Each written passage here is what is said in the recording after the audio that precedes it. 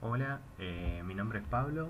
Para los que no me conocen, del otro módulo soy el ayudante alumno del módulo de Física 2 de Mirta Orozco y hoy les voy a estar hablando sobre el tema de motores a combustión. Específicamente nos vamos a meter de lleno a motores de combustión interna. Eh, no, Estos temas escapan a los contenidos que nosotros damos en Física 2, pero van a servir para poder resolver algún tipo de problemas, sobre todo de ciclos. ¿Sí? Vamos a resolver un problema también con estos conocimientos que veamos hoy. Y bueno, de más está decirles de que esto no entra en la parte evaluativa. Si un ciclo, si los ciclos o el ciclo como el que les voy a mostrar para resolver, entraría dentro de Física 2, los otros temas no entrarían, y es más que nada como para ver un pantallazo de algo diferente, eh, y bueno, muy por encima, ¿no? Porque bueno, hay materias enteras que hablan sobre estos temas. Bueno, entrando en las definiciones, ahí como dice la diapositiva, un motor de combustión externa es una máquina que realiza una conversión de energía calórica en energía mecánica mediante un proceso de combustión que se realiza fuera de la máquina.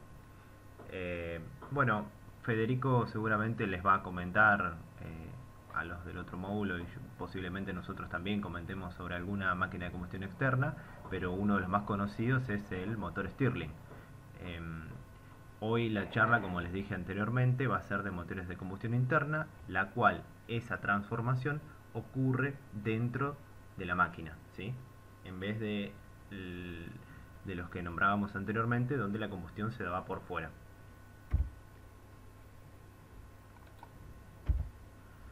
Bueno, para tener un poco una idea de la clasificación de estos motores, podemos clasificarlos según varios criterios. Dentro de esos criterios se encuentran la aplicación, por ejemplo, que podría ser automotriz, marino, generación de potencia. Otra clasificación podría ser el diseño básico, reciprocante o alternativo. Esto, bueno, tiene que ver con cómo se mueven o cómo se transforma la energía dentro del motor, ¿sí? O los rotativos, tipo Bankel, que es el más conocido. Eh, para los que conocen un poquito más de lo que estoy hablando, se trata del movimiento de los pistones, ¿sí? El reciprocante o alternativo lo que hace es transformar un movimiento rotatorio en un alternativo oscilante, y los rotativos directamente es un movimiento rotativo a otro rotativo. También se puede dividir en ciclos de trabajo, ¿sí? Esto está referido a la cantidad de revoluciones que tiene que dar el eje para poder producir o completar una carrera de potencia. Están los de 2 tiempos y los de 4 tiempos. Más adelante les voy a decir que es un nombre que está un poco mal dado, ¿sí? Porque no nos da referencia a qué significa 2 tiempos y 4 tiempos. Deberían ser dos eh, carreras o 4 carreras, ¿sí? Para hablar correctamente. La ubicación y diseño de válvulas, ¿sí? Esto tiene que ver por cómo están ubicadas y diseñadas las válvulas de entrada y de salida a lo que sería la cámara o el cilindro. El tipo de combustible podría ser otro tipo de clasificación, ¿sí? Podría ser un hidrocarburo como el que nosotros conocemos más comúnmente, por alcohol, entre otros. El método de preparación de la mezcla, ¿sí? Esto hace referencia a, a si la mezcla se realiza afuera del cilindro, adentro del cilindro, cómo se realiza, ¿sí? Si es homogéneo o no. Otra clasificación es el método de encendido, ¿sí? Que puede ser por chispa o directamente generado por la compresión debido a las condiciones de presión y temperatura,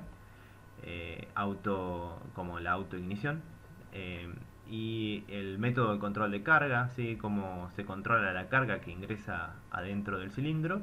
Y otra clasificación podría ser el método de refrigeración, si es por líquido, aire o sin refrigeración. Que bueno, el de sin refrigeración, la misma geometría hace que no necesite ningún líquido que extraiga el calor dentro del motor. Dentro de esta clasificación, la más importante es la que hablamos sobre los ciclos de trabajo, ¿sí? Lo que hace referencia a lo que sería 2 tiempos y 4 tiempos. Y la otra muy importante, también de la que podemos llegar a hablar un poco, es la de encendidos por chispa o encendidos por compresión, es decir, o autoignición.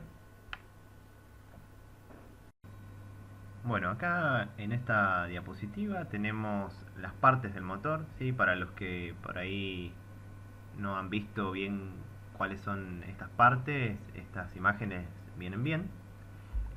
Tenemos en el motor de la izquierda, ¿sí? Vemos los 4 cilindros con sus 4 pistones, indicado con el número 5 tenemos el cigüeñal, con 4, o estos que están acá que estoy indicando con el cursor, son las bielas, los pistones. Acá creo con el número 3 es lo que está indicado como las válvulas, ¿sí? Que son las que permiten el ingreso y el egreso del combustible. En 2 está el árbol de levas y en 1 está la transmisión o la cadena con la que se realiza la transmisión del movimiento desde el cigüeñal al árbol de levas. Está todo, fíjense, eh, perfectamente sincronizado, ¿sí? Esos movimientos tienen que estar muy sincronizados. Eh, bueno, acá tenemos el árbol de levas, ¿sí? En la imagen de la derecha se aprecia mejor porque está desarmado. Tenemos las válvulas, ¿sí? Que es como les decía, las levas permiten el movimiento alternativo de las válvulas, permitiendo o denegando la entrada o salida de la masa dentro del cilindro, ¿sí? La masa puede ser los combustibles frescos, ¿sí? La mezcla fresca o la mezcla quemada. Los cilindros, ¿sí? El bloque que contiene a los cilindros, pistón, bielas, cigüeñal, volante, ¿sí? Fíjense que el cigüeñal tiene una forma de un eje quebrado, que es justamente lo que permite convertir el movimiento alternativo de las bielas y pistón en un movimiento rotativo, ¿sí? Y el cárter que contiene el aceite del motor. Bueno, acá hay otra imagen donde se puede apreciar un poco mejor las partes del motor, donde tenemos cilindros, pistón, bielas, cigüeñal, como mostramos antes. Y en este caso, fíjense que tiene 2 árboles de leva, ¿sí? Este que estaría acá y este que pasa por acá arriba, ¿sí? Se controlan las válvulas con diferentes árboles. Acá simplemente tenemos la animación de este movimiento reciprocante o alternativo convertido en un movimiento rotatorio. Fíjense que simbolizados en celeste tenemos la masa fresca entrando al cilindro, entra, el cilindro se hace expandir el volumen del contenido del mismo, luego se comprime, se produce la autoignición, eh, el combustible se quema, que es la parte que se ve como naranja, y después los gases quemados abandonan las cámaras, que es lo que se ve en gris. No se preocupen, esto lo vamos a ver un poquito más adelante, más en detalle. Bien, acá vamos a describir un poco mejor las partes que mencionamos anteriormente del motor. El que está presentado en la imagen es el block, es el encargado de contener a los cilindros, ¿sí? Del motor. Bueno, acá habla un poco sobre los materiales con los que son fabricados. Normalmente están fabricados con fundición gris. Es la única manera de construir una pieza tan compleja geométricamente y que salga en una sola pieza. Bueno, abajo también dice algunos poseen camisas removibles, mojadas o secas, dependiendo del diseño que uno adopte para su motor. Tenemos acá el cigüeñal, ¿sí? Que bien dijimos es este eje quebrado, ¿sí? Que permite transformar el movimiento alternativo en uno rotatorio. Está soportado por los cojinetes de bancada y normalmente está construido con en acero forjados o fundiciones nodulares. Los pistones, ¿sí? Que son los encargados de de producir la carrera de potencia, ¿sí? Aprovechar la energía de los gases. Están construidos normalmente en aluminio para motores pequeños o con fundiciones en motores lentos y de gran tamaño.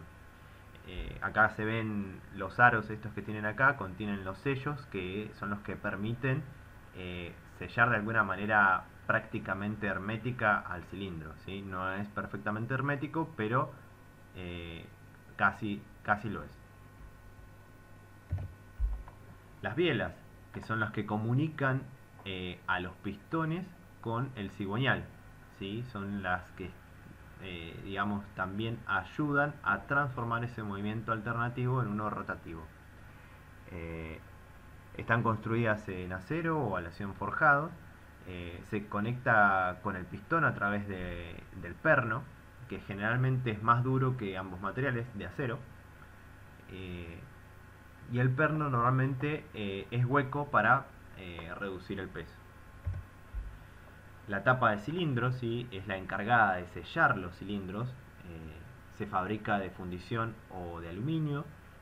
También contiene las bujías en el caso de los motores encendidos por chispa o a los inyectores en un motor encendido por compresión.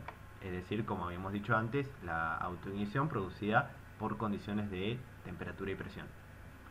En motores con válvulas a la cabeza contienen las partes del mecanismo de esas válvulas. Las válvulas, esta probablemente hayan visto en algunos talleres e incluso rotas, ¿sí? Es muy común ver cómo quiebran su caña antes de lo que sería la tapa. Están fabricadas con aleaciones de acero forjadas y habilitan, como dice acá, el paso del gas desde o hacia el cilindro. Aquí tenemos el árbol de levas, ¿sí? Normalmente construido con fundición o acero forjado.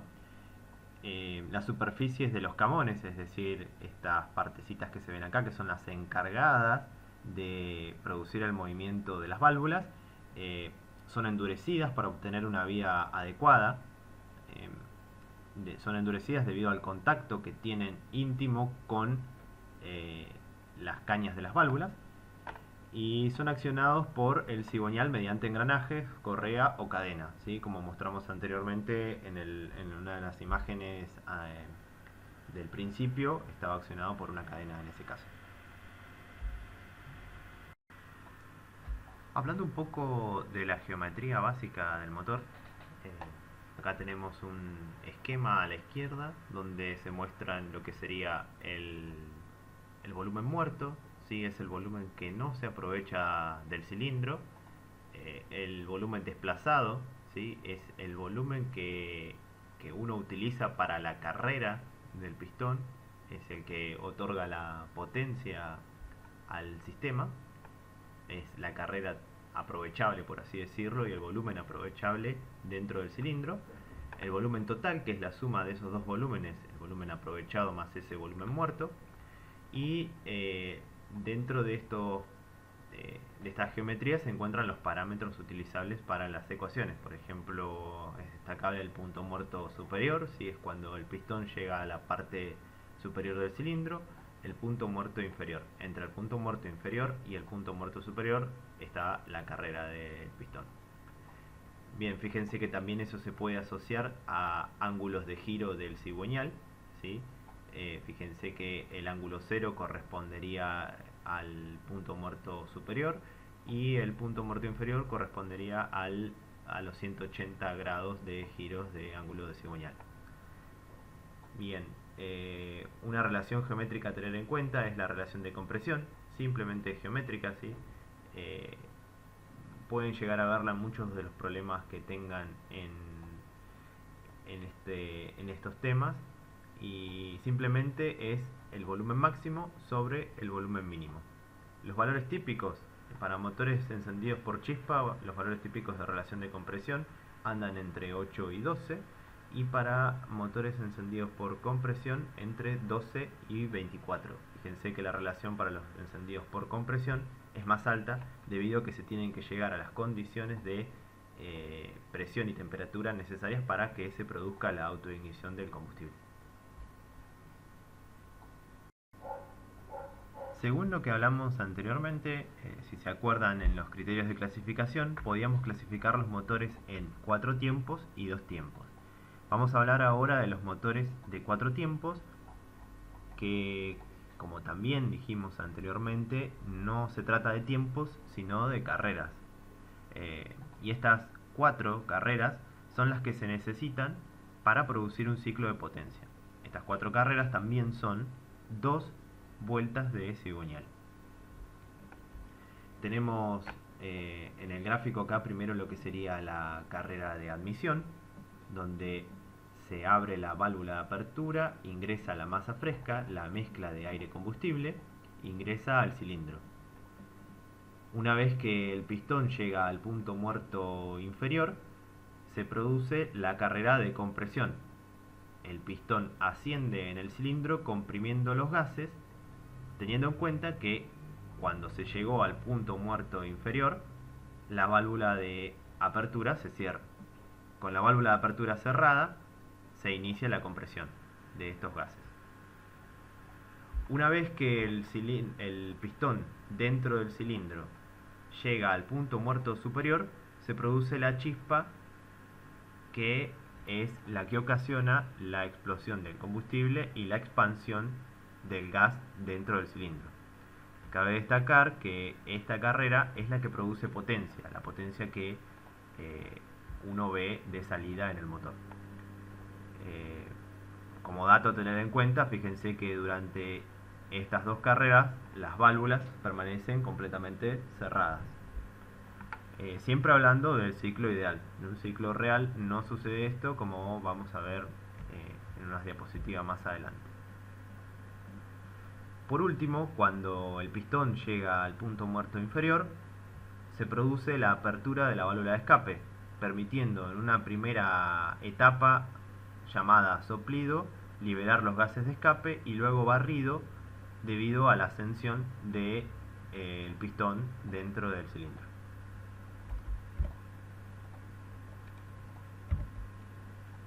Bien, acá en un videíto estas etapas se pueden apreciar mejor. Primeramente la válvula de apertura se abre, permitiendo a la masa fresca ingresar dentro del cilindro.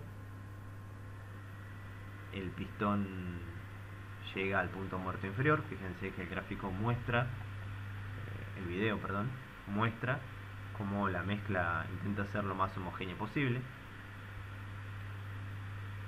Se puede apreciar ahí, en la imagen anterior se podía apreciar bien el pistón y biela. Luego, cuando la válvula de apertura se cierra, comienza la carrera de compresión.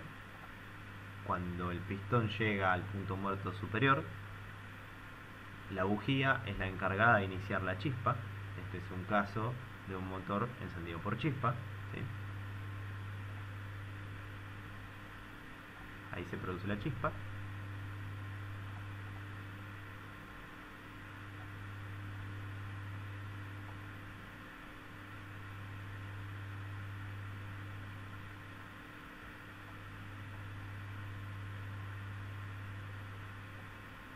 Y con las válvulas cerradas se produce la carrera de potencia, la explosión del combustible y el giro del cigüeñal. Cuando el pistón llega al punto muerto inferior, se da apertura a la válvula de escape y se permite el egreso de los gases quemados. Una vez de que el pistón llega al punto muerto superior, se cierra la válvula de escape y se puede dar inicio a un nuevo ciclo. Dentro de la clasificación que habíamos hablado antes están los motores también de 2 tiempos, que en este caso necesitan 2 carreras para producir un ciclo de potencia. 2 carreras, o también podría ser un ángulo, un giro completo en ángulos de cigüeñal. Bien, acá en las 2 carreras tenemos primero la etapa de compresión, donde la mezcla de combustible y aire, y en este caso vamos a comentar que también tendría el lubricante de las partes del motor, ¿sí? Por eso es que también es una mezcla de, puede ser de combustible, aire y aceite. Se comprimen en una primera etapa, se produce la chispa, la explosión, y esa misma explosión del gas empuja al pistón dentro del cilindro. Una vez que el cilindro desciende lo suficiente, primero se descubre o destapa el puerto de escape. Por diferencias de presión los gases que están dentro de la cámara tienden a salir hacia la atmósfera. Fíjense que no es casualidad que el puerto de escape sea más alto que este que se llama puerto de transferencia, que está conectado directamente a la admisión de los gases, de la masa fresca. Simplemente se construye de esta manera geométricamente para permitir primero el egreso de los gases. Una vez que desciende lo suficiente, se habilita el puerto de transferencia. El puerto de transferencia se encarga de ingresar masa fresca de nuevo dentro de la cámara. Fíjense que mientras permanece cerrada el puerto de transferencia y la admisión permanece cerrada, en una carrera de expansión se precomprime la mezcla dentro del sistema, ¿sí? Acá va a quedar mejor explicado por qué tiene aceite también el combustible. Bueno, esto es debido a que, fíjense que como está en contacto con las partes mecánicas del motor, es el encargado también de lubricar el sistema. Es por eso que los motores de dos tiempos usan mezcla, y por una reglamentación hoy, por ejemplo, en las lanchas no está permitido usar motores de dos tiempos, porque, bueno, al tener mezcla yo estoy liberando al sistema posiblemente gases quemados, gases sin quemar en muchas ocasiones, ahora voy a mostrar por qué, y aceite al ambiente. Entonces esto haría una contaminación bastante grande en un lago o río donde pueda andar la lancha. Esto no pasaba con el motor de cuatro tiempos porque estas dos partes parecen estar aisladas, ¿sí? No están completamente aisladas porque ningún sello es hermético, pero en el motor de cuatro tiempos estas partes trabajan por separado. Bien, cuando el pistón desciende, precomprime la mezcla y se habilita en un momento el puerto de transferencia que da posibilidad al ingreso de masa fresca o masa sin quemar a la cámara. Esa masa fresca es la encargada de empujar o terminar de desalojar los gases quemados. Fíjense que en un momento, cuando el pistón descienda lo suficiente, permanecen abiertos tanto el puerto de transferencia como el puerto de escape. Esto también permitiría que una parte de la masa fresca se escape sin quemar, o sea que estoy perdiendo eficiencia y también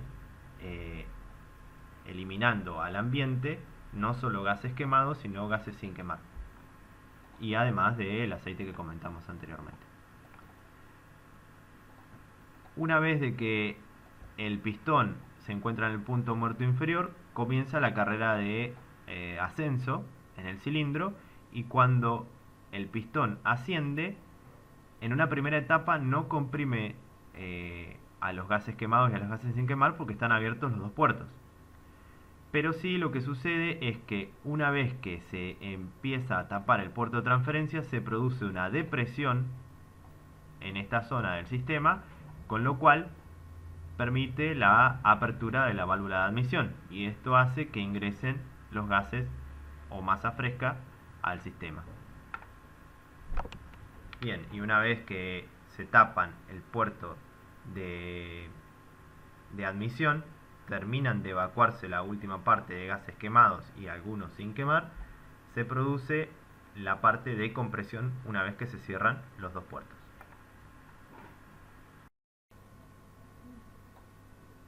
Bien, ahora vimos ya cómo trabajaban los motores de cuatro tiempos y los de dos tiempos. metiéndonos de lleno en los motores de cuatro tiempos y entendiendo la complejidad de, de este proceso, corresponde ahora tratar de modelizar a, a este, a este ciclo, por así decirlo. Entonces, ¿cómo modelizamos el ciclo? Bien, ¿se acuerdan las carreras? La primera carrera era la de compresión. Bueno, se va a modelizar como adiabática irreversible, ¿sí? Es decir, isoentrópica. Bueno, eso se puede modelar de esa manera porque uno supone que los tiempos son muy cortos, no hay tiempo para que haya una transferencia de calor entre el sistema y el medio, por ejemplo, y uno considera esta una buena aproximación. La combustión. La combustión también uno la idealiza adiabática, es decir, que todo lo que yo tengo dentro del sistema no se está compartiendo con el medio, es decir, aprovecho toda esa energía eh, producida desde la combustión. ¿Sí? Recuerden que acá no hay nadie entregando calor, sino que el calor proviene de la combustión de los gases.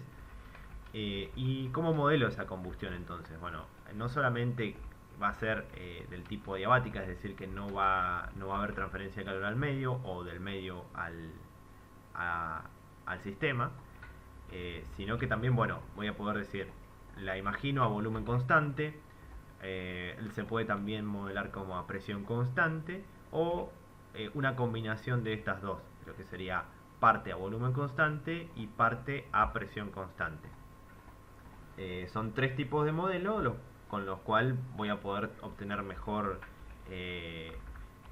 acercamiento a la realidad con cada uno de ellos según lo que elija. Es probable que se obtengan mejores resultados con este ciclo mixto, es decir, imaginar que una parte se realiza a volumen constante y la otra a presión constante. Otra parte de la idealización sería imaginar la combustión completa, es decir, todo lo que yo pongo como gases sin quemar se quema completamente dentro de la cámara. ¿Sí? Fíjense, recuerden por ejemplo en el caso del motor de dos tiempos, hay una parte de la masa fresca que se eliminaba al medio, del sistema al medio. Y en el motor de cuatro tiempos también ocurre, ¿sí? Hay una parte que no se va a quemar o porque la mezcla no es homogénea, ¿sí? Bueno, directamente en esta idealización de ciclos imaginamos que la combustión es completa. Después dentro de la otra carrera la expansión, ¿sí? También la imaginamos adiabática irreversible, por lo tanto va a ser isoentrópica. Acá es donde uno puede decir que tal vez es la hipótesis más fuerte porque digamos es la parte donde dentro del cilindro están las temperaturas más altas, con lo cual la idea de adiabático es menos posible. ¿Por qué? Porque hay una gran diferencia de temperaturas entre lo que sería el sistema y lo que es el medio. Pero bueno, aún así es una manera de modelizar el ciclo y funciona. Y bueno, después el escape y la admisión, uno también los imagina adiabáticos. Los eventos de las válvulas, esto es muy importante, ocurren en los puntos muertos, ¿sí? En el motor real, en el ciclo real, esto no es así, lo vamos a ver un poquito más detallado en una de las diapositivas más adelante.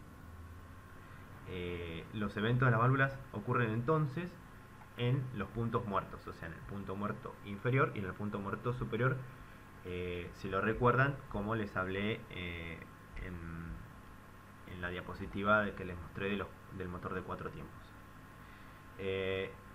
No existen cambios de volumen del cilindro a medida que la diferencia de presión cae a cero.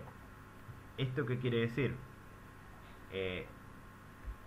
Quiere decir que las igualaciones de presión cuando las válvulas se abren se producen sin cambios de volumen. Por ejemplo, cuando el cilindro está en el punto muerto inferior y se abre la válvula de escape para que se evacúen los gases, el equilibrio de las presiones se produce a volumen constante. Es decir, los gases primero se soplan, ¿sí? Por eso se llamaba la etapa se llama soplido, se eliminan los gases hasta que las dos presiones son iguales. y el barrido que ocasiona el pistón sobre lo que queda dentro de la cámara se produce a presión constante. Esa es otra de las hipótesis. La admisión y el escape son a presión constante, justamente por lo que habíamos hablado anteriormente, o sea, van a ser a presión constante porque las igualaciones de presión entre el sistema y el medio se producen en los puntos muertos, y los efectos de la velocidad son despreciables, es decir, los efectos de la velocidad en el gas, ¿sí? La energía cinética. Acá podemos ver en la imagen estas idealizaciones que realizamos para poder modelar un ciclo. Y bueno, acá tenemos un ciclo completo, por ejemplo en el A. Recuerden, de 1 a 2 se produce la carrera de compresión, de 2 a 3 se produce la combustión, de 3 a 4 se produce la carrera de expansión, de 4 a 5 se produce la primera parte del escape, que sería el soplido, ¿sí? Y de 5 a 6 el barrido. De 6 a 1 se produce la admisión de nueva masa fresca.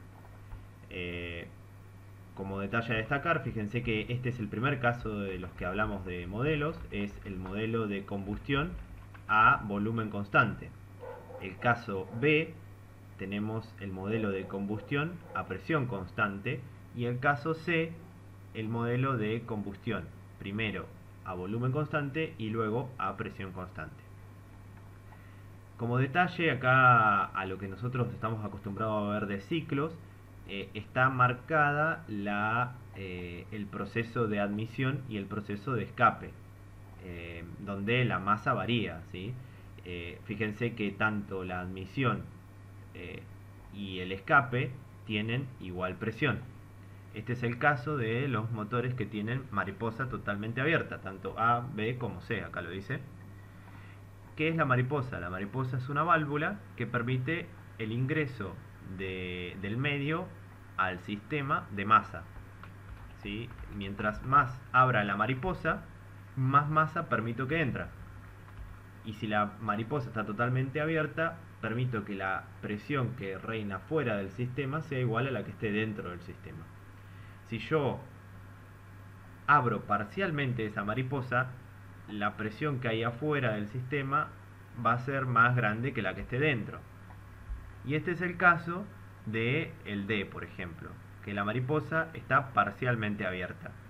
Fíjense que de 1 a 2 tengo la carrera de compresión, la combustión, en este caso a volumen constante, de 3 a 4 la carrera de expansión, el soplido de 4 a 5, de 5 a 6 el barrido, esta es la presión de escape, de 6 a 7 sería la igualación de presiones entre lo que sería el ambiente y el sistema, ¿sí? Recuerden que en nuestros modelos las igualaciones de presiones se realizan a volumen constante, ¿sí? Por eso de 4 a 5 también la igualación de presiones se produce a volumen constante. Y de 7 a 1 la admisión. Fíjense que en este caso la admisión sería menor que la presión de escape. Se supone que la presión de escape es igual a la presión exterior, a la presión atmosférica, con lo cual fíjense que la presión de admisión es menor que la atmosférica, ¿sí? Esto se produce debido a lo que dije anteriormente, que la mariposa está parcialmente abierta. Y el caso E se produce también un ciclito abajo, un ciclo pequeño, como en el caso D, pero al revés. Y este es el caso de un motor sobrecargado, es decir, que lo que se hace es precomprimir la carga antes de entrar al sistema. Es el caso de un turbocompresor.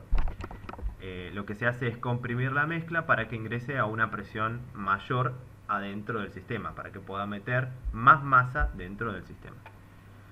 Fíjense que, bueno, acá de 1 a 2 tenemos la compresión, de 2 a 3 la combustión, de 3 a 4 la expansión, de 4 a 5, ¿sí? Fíjense que 5 acá está más abajo que 1, el soplido de gases, de 5 a 6 el escape, la igualación de presiones de 6 a 7 y de 7 a 1 la admisión, que se realiza a una presión mayor que la de escape, es decir, a una presión mayor también que la atmospheric. En estas imágenes que pueden ver de esta diapositiva se muestran el motor de 4 tiempos a la izquierda y un motor de 2 tiempos a la derecha. Son 2 ciclos reales, ¿sí? Fíjense que son bastante distintos a lo que nosotros modelamos, y observando el de 4 tiempos uno puede llegar a la conclusión que el que se puede aproximar un poco más es el ciclo mixto, es decir, el que tiene volumen constante y presión constante. Todo dependerá del modelo que yo elija para poder idealizar el ciclo. Otra cosa a destacar es el trabajo o ciclo que se produce debajo, ¿sí? Recuerden, como la aspiración, la presión de aspiración es menor que la de escape, estamos hablando acá de un proceso en el cual la mariposa está parcialmente abierta. También, como detalle a destacar, fíjense que las presiones no son constantes, como nosotros también habíamos idealizado, y este ciclo se recorre en sentido contrario al que se recorre el ciclo de potencia. Es decir, que estoy perdiendo de alguna manera acá energía, estoy entregando trabajo que se está perdiendo en las partes móviles del motor.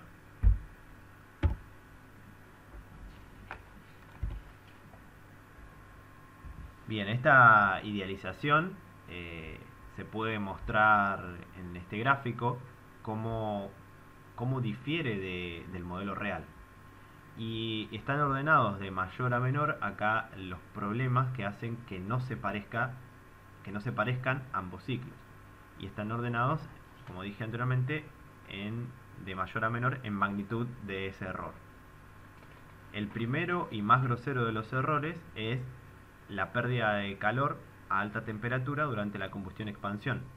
Como mencioné anteriormente, bien, todos sabemos que ningún proceso es adiabático, pero en el caso de la expansión, los gases dentro de la cámara se encuentran a una muy alta temperatura, y debido a eso hay una gran diferencia de temperaturas en lo que sería el ambiente y el medio. Entonces hay una transferencia de calor con la cual estoy perdiendo energía. Ese sería como el error más grosero de el ciclo idealizado. Si bien ocurre lo mismo en el proceso de compresión, que sería el que está acá abajo, ocurre lo mismo, las temperaturas no son tan distintas entre el ambiente y el sistema, entonces esa transferencia es mucho menor. Por eso está marcado aquí arriba. Un segundo error, el segundo en magnitud, es que, bueno, por un lado, la combustión no se realiza a volumen constante, a presión constante, con lo cual las presiones que yo logro obtener no son las que lograría si tuviese el ciclo ideal. Fíjense que el problema mencionado anteriormente más este ocasionan una gran caída de la presión dentro de la cámara respecto al ciclo ideal. Y por otro lado, la combustión es finita, ¿sí? Dura una cierta cantidad de tiempo o una cierta cantidad de ángulos de cigüeñal, con lo cual no es instantánea como si habíamos imaginado en el ciclo ideal. Y como va a durar un tiempo, yo necesito que el encendido de la chispa sea antes de llegar al punto muerto superior. ¿Y esto qué ocasiona? Ocasiona que estoy combustionando un gas que se está comprimiendo.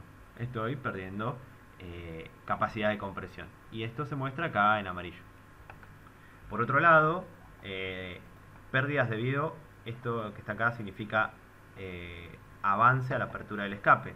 Bueno, esto que estaba acá era avance al encendido. El avance a la apertura del escape es también lo mismo. Los procesos no son instantáneos, son finitos, duran una cierta cantidad de tiempo. Y el gas dentro de la cámara, por ejemplo, no va a poder abandonar la cámara instantáneamente. Entonces necesita un cierto tiempo para poder desalojar la cámara. Con lo cual, las válvulas tampoco abren en los puntos muertos superior e inferior, como habíamos dicho en el modelo. Sino que necesito que eso ocurra antes para poder tener el tiempo necesario para desalojar la cámara. Y eso se muestra acá. La apertura se produce antes y no se produce a volumen constante. Entonces tengo esta pérdida C que está aquí. Por último, tengo las pérdidas debido a los huelgos y fugas, ¿sí? Que está representado en D, que casi ni se ve, pero sería la pérdida que yo tengo debido a que ningún sello es hermético, ¿sí? Siempre voy a estar perdiendo masa, y con lo cual estoy perdiendo masa sin quemar. Bien, acá en esta diapositiva mostramos un poco más las diferencias entre lo que sería el ciclo ideal con el ciclo real. Bien, por un lado tenemos dos gráficos. En el gráfico superior tenemos presión versus lo que sería ángulos de cigüeñal o carrera del pistón. Y se observan dos líneas, una línea llena y una línea punteada. La línea llena vendría siendo el proceso del ciclo real y la línea punteada es un motor arrastrado. ¿Qué quiere decir arrastrado? Que uno haría girar manualmente el cigüeñal y analiza los parámetros dentro de la cámara sin que haya combustión dentro de ella. Bien, en esta comparación ya se puede ver un pequeño detalle a tener en cuenta, que es que la presión máxima en un motor arrastrado se produce cuando el pistón llega al punto muerto superior. Eso es bastante lógico porque tengo el volumen mínimo.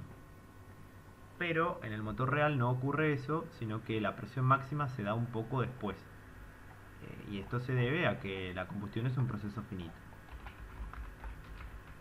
Bien, en un primer instante, cuando el proceso inicia, en el punto muerto superior, en el ciclo ideal se producen los eventos de válvulas. Se produce el cierre de la válvula de escape y la apertura de la válvula de admisión, dando comienzo al inicio de la carrera de admisión. En el caso del motor real, la válvula de admisión abre un poco antes de llegar al punto muerto superior. Esto es lo que se llama avance a la apertura de la admisión. Típicamente dura aproximadamente unos 10 grados.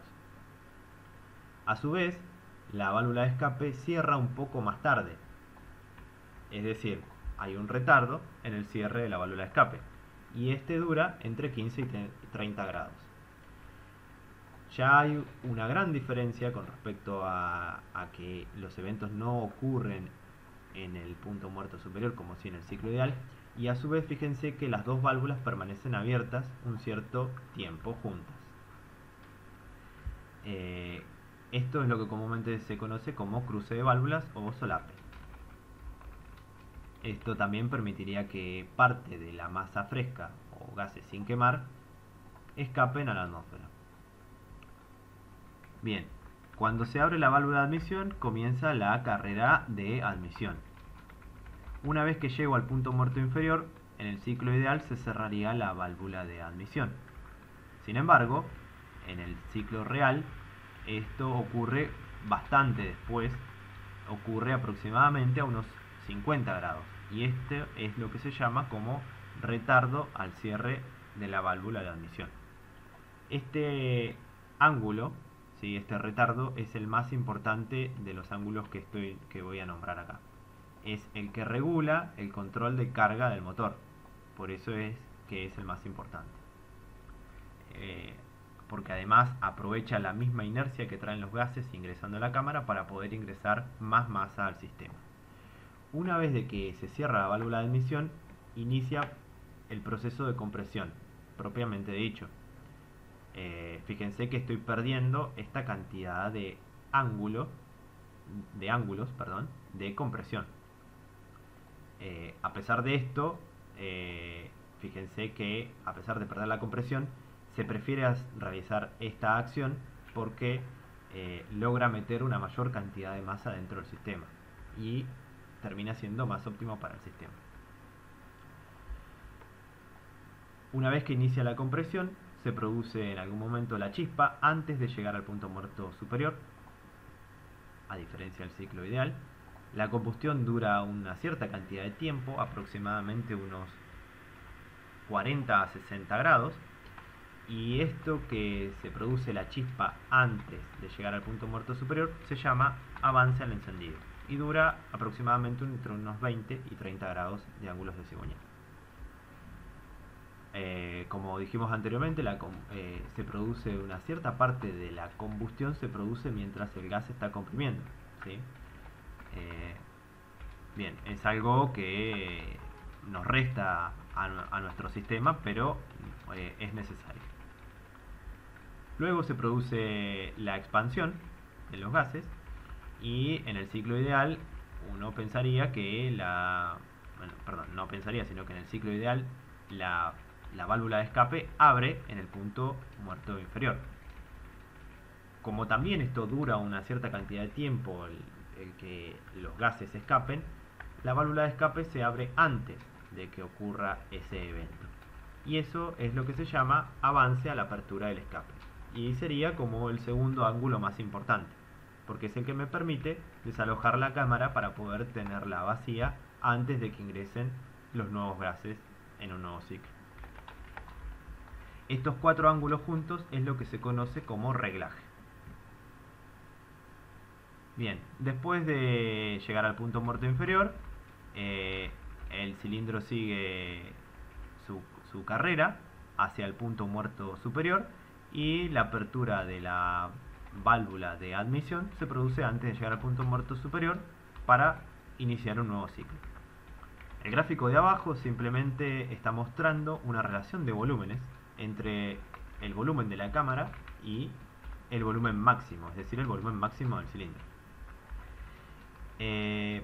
Lo que está mostrando acá es que durante estos procesos la masa está sin quemar hasta que se inicia la chispa. Fíjense que corresponde también al gráfico superior.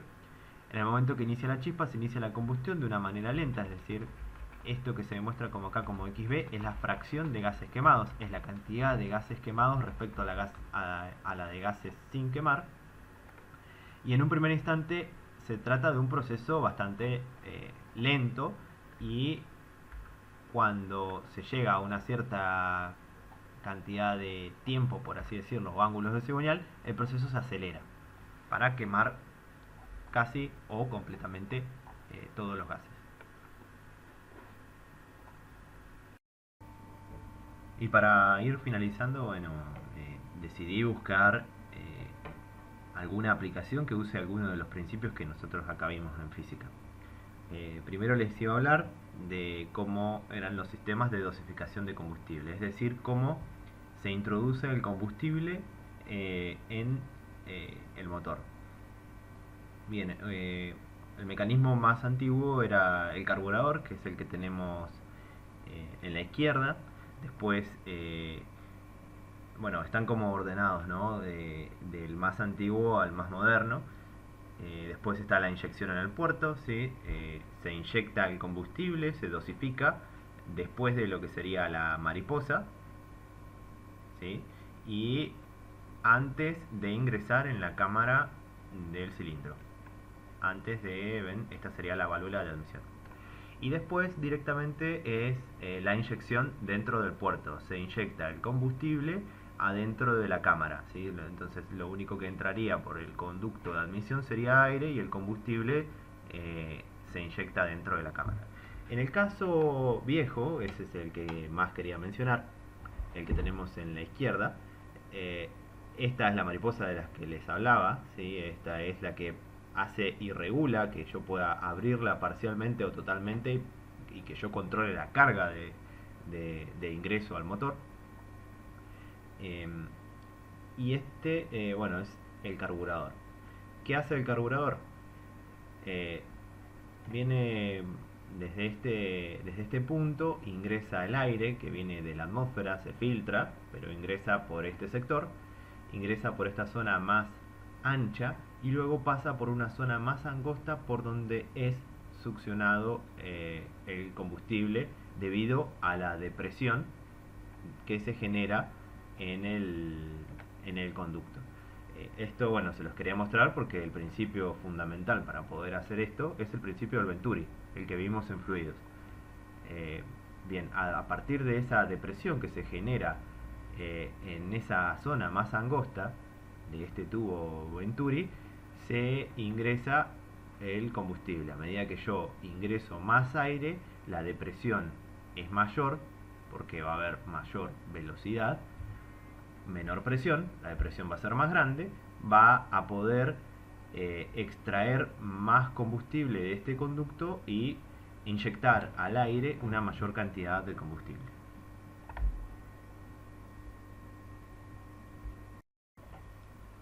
Otra aplicación está asociada a los modos de transferencia de calor, que nosotros lo vimos en la unidad de transferencia de calor. Bueno, recuerden, los modos eran conducción, convección y radiación.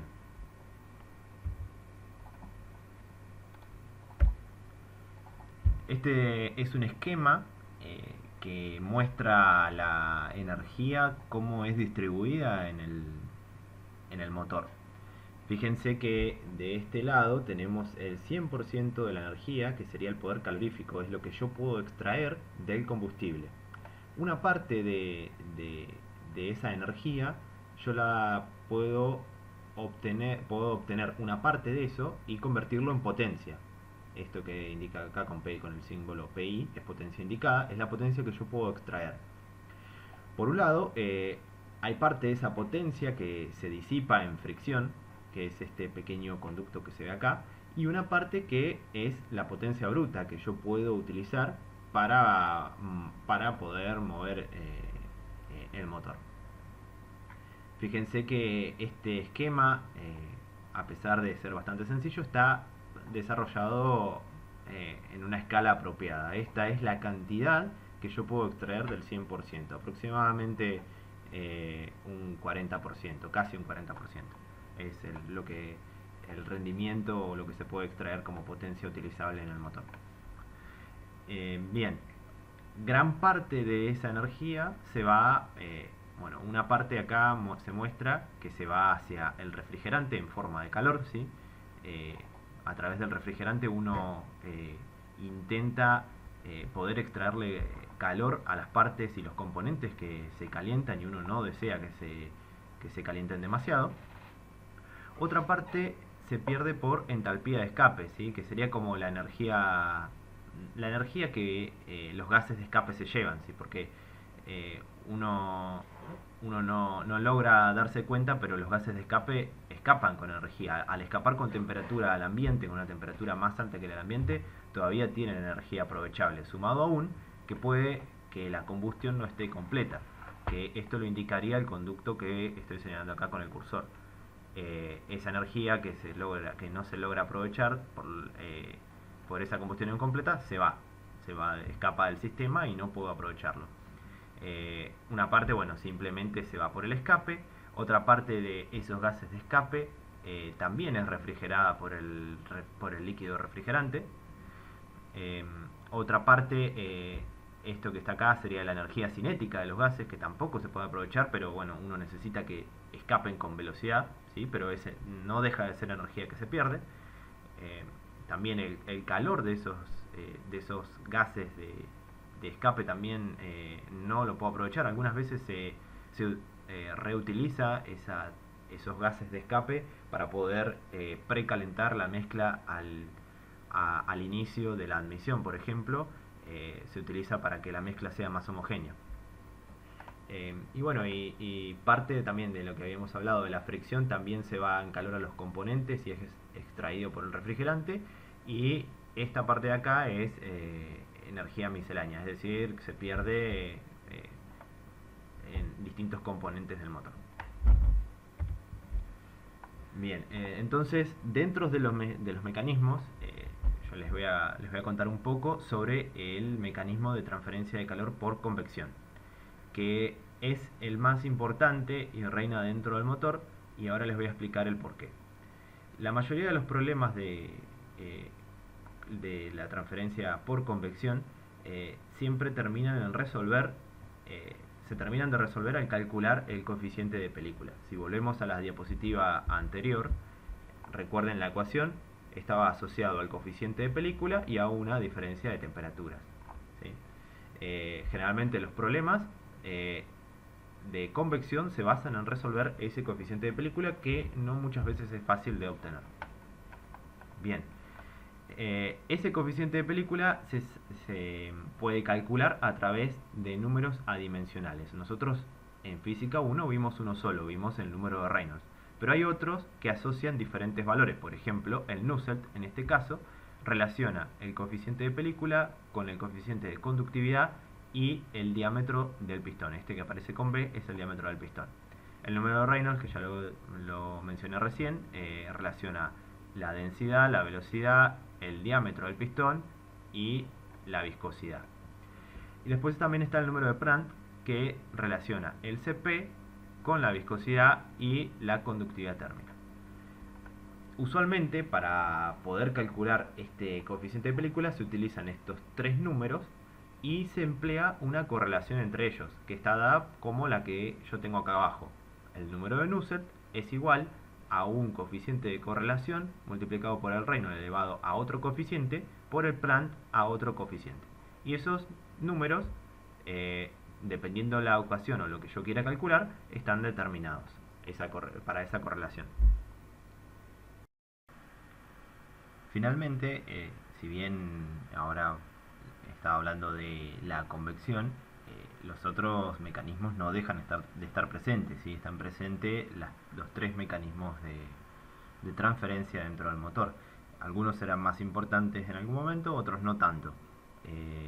Por ejemplo, la radiación no será importante en casi todo el proceso, salvo en la parte final de la combustión y la expansión, cuando los gases tienen alta temperatura. En esos casos la radiación es importante. Pero aún así, el mecanismo más importante y que prevalece en el motor es el mecanismo de convección. Bien, acá tenemos un diagrama donde se muestran las temperaturas de los componentes. Tenemos acá, por ejemplo, bueno, este tal vez es un poco más alto, el aceite, la temperatura está un poco baja acá, según lo que dice el libro. Tienen la temperatura de los anillos del pistón, de los aros, 220 grados. El refrigerante, fíjense, 105. La cara del pistón, 300 grados centígrados. La pared del cilindro a unos 185 grados. Esta es la válvula de admisión. Acá están al revés de lo que estuvimos viendo en los gráficos anteriores. La válvula de admisión está a unos 250 grados. La bujía a 600 grados. El conducto de escape a unos 450 grados. Y la válvula de escape a unos 650 grados. Fíjense que la válvula de escape es el componente más caliente del motor y lleva a una pregunta bastante importante. ¿Por qué? Porque uno pensaría que tal vez la parte más caliente esté cerca de donde se produce la chispa, que sería acá, o podría ser la pared del pistón, y aún así no lo es. Imagínense esto. Durante el proceso, los gases, cuando están combustionando, los gases aproximadamente andan alrededor de 2500 Kelvin en un determinado punto. Y cuando abandonan el escape, los gases ya están quemados, abandonan la cámara a unos 1500 Kelvin. Así que eso lleva a una pregunta importante. ¿Y por qué sucede esto, no? Porque imagínense, si acá tenemos los gases a 2500 Kelvin cuando están en la parte final de la combustión, porque estos componentes no están tan calientes como la válvula de escape, por ejemplo, que sí pasa, digamos, los productos quemados pasan a una menor temperatura. Bueno, la respuesta es bastante sencilla, pero vale la pena analizarlo y bueno, lo haremos ahora. Si bien las temperaturas dentro de la cámara son muy altas en esos momentos, el tiempo al que se exponen o que están en contacto con las paredes no son muy largos, es decir, no alcanza a haber una transferencia por conducción. Así que el mecanismo de transferencia más importante es la convección. Bien, entonces fíjense, más o menos imaginen, el movimiento de los gases adentro de la cámara tampoco son muy veloces, tienen alrededor de la velocidad del pistón, ¿sí? Eso anda en un orden bajo, por así decirlo, dentro de lo que se puede manejar dentro de un motor. Eh, Anda en el orden de los, voy a por tirar un número, 10 metros por segundo, en ese orden. Entonces, si uno vuelve a las ecuaciones anteriores de los coeficientes de correlación, fíjense que el Nusselt es proporcional al Reynolds.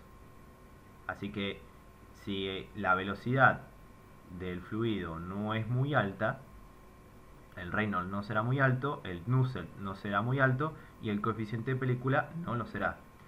Pero en el caso de el conducto de escape, cuando se abre la válvula, los gases pasan a menor temperatura. Pero sucede que es tan estrecho el conducto y los gases están a muy alta presión que la velocidad por la que pasa por estos puntos va a ser muy alta. Se produce como un efecto Venturi. Imagínenlo así. Y las velocidades son tan altas que uno lo puede analizar desde el punto de vista del Reynolds también. Si la velocidad es alta, obtengo un número muy grande de Reynolds, ¿sí? Pasaríamos a tener un flujo del tipo turbulento. Si ese Reynolds es muy grande, el Nusselt va a ser muy grande y consecuentemente el coeficiente de película será grande. Y si el coeficiente de película es grande, el calor de transferencia por convección va a ser mucho más grande que en el caso de los gases dentro de la cámara. Es por eso que los componentes más calientes están del lado del conducto del escape y principalmente la que más sufre y se ve afectada es la válvula de escape. Si alguno ha visto válvulas de escape rotas, generalmente se rompen en la caña que conecta a la tapa de la válvula, ¿sí? Se terminan rompiendo por corrosión y fatiga. Y eso se debe a las altas temperaturas a las que están sometidas y al proceso cíclico de esas altas temperaturas y presiones que sufren. Y bueno, debido también a la transferencia de calor, que es muy grande debido a esa velocidad del flujo. Bien, con esto terminamos la charla. Simplemente era contarles algo distinto, mostrarles aplicaciones de lo que ustedes ven. Y bueno, luego podré pasarles algún ejercicio resuelto de algún ciclo para que lo tengan y les sirva para el final o para lo que tengan que rendir ahora. Y bueno, comentarles que esto, los que estén en la carrera de mecánica lo van a poder ver más a fondo en la materia máquinas motrices con el profesor Ezequiel López. La verdad que él es un experto en estos temas y sabe muchísimo. El que tenga la oportunidad, aprovéchelo. Y bueno, si el material que saqué para poder dar la charla lo saqué principalmente de material de esa cátedra y del libro de máquinas motrices, de motores de combustión interna, del autor Hale. Cualquier cosa, si alguien lo necesita, me pide el nombre y se lo paso. Bueno, espero que les haya gustado y nos veremos en otra ocasión.